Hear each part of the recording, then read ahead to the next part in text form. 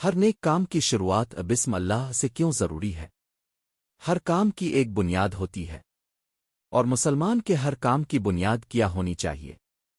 ایک لفظ، ایک بابرکت جملہ، بسم اللہ الرحمن الرحیم، یعنی وہ اللہ کے نام سے شروع جو بڑا مہربان نہایت رحم والا ہے۔ علامہ ساوی رحمت اللہ علیہ فرماتے ہیں کہ قرآن مجید کی ابتدا بسم اللہ سے کی گئی تاکہ امت کو یہ تعلیم دی جائے کہ جب بھی نیک کام کرو سب سے پہلے اللہ کا نام لو، اور یہی پیغام ہمیں احادیث مبارکہ سے بھی حاصل ہوتا ہے۔ رسول اللہ صلی اللہ علیہ وسلم نے ارشاد فرمایا، ہر اہم کام جو بسم اللہ سے شروع نہ کیا جائے وہ ادھورا رہ جاتا ہے۔ کنز العمال۔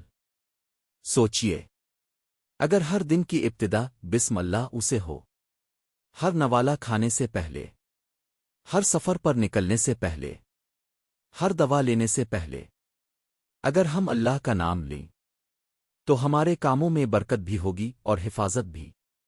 بسم اللہ صرف ایک جملہ نہیں، یہ اللہ سے تعلق کا اظہار ہے، یہ دعا بھی ہے اور امید بھی، یہ اقرار بھی ہے اور عبادت بھی۔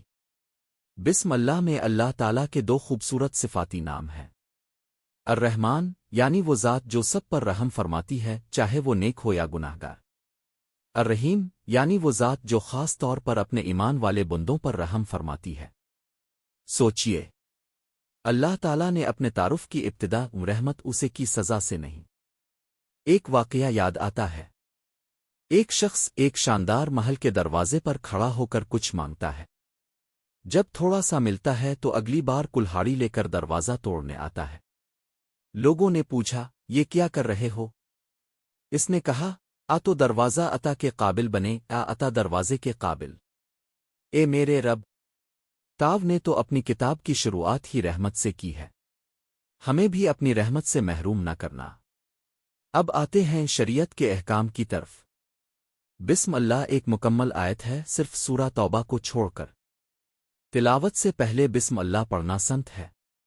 ہر جائز کام جیسے کھانا پینا لکھنا سفر اگر بسم اللہ سے شروع کیا جائے تو اس میں برکت ہوتی ہے، اور نماز تراویح میں اس کا مقام اور طریقہ الگ ہے جسے سیکھنا چاہیے۔ تو آئیے آج سے اسی لمحے سے ہر کام کی شروعات بسم اللہ سے کریں۔ یہ چھوٹا سا جملہ ہے لیکن اس کے اثرات بے پناہ ہیں، کیونکہ جو کام اللہ کے نام سے شروع ہوتا ہے نہ وہ ادھورا رہتا ہے نہ بے برکت، بس ایک لفظ، اور زندگی میں برکت ہی برکت۔ بولو، بسم اللہ الرحمن الرحیم۔